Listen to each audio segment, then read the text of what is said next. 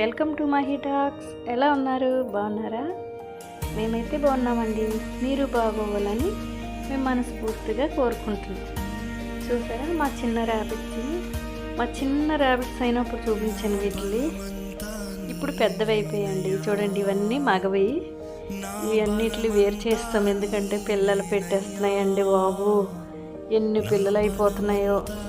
వీటికి ఫుడ్ పెట్టాము. ఇవన్నీ ఆడవి. వీటిని సపరేట్గా రూమ్లో వదిలేసాం. మగవన్నిటిని బోన్లో పెట్టేసాం. లేకపోతే మా ఇల్లు కూడా సరిపోదేమో ర్యాబిట్స్కి, అన్న అయిపోతున్నాయి.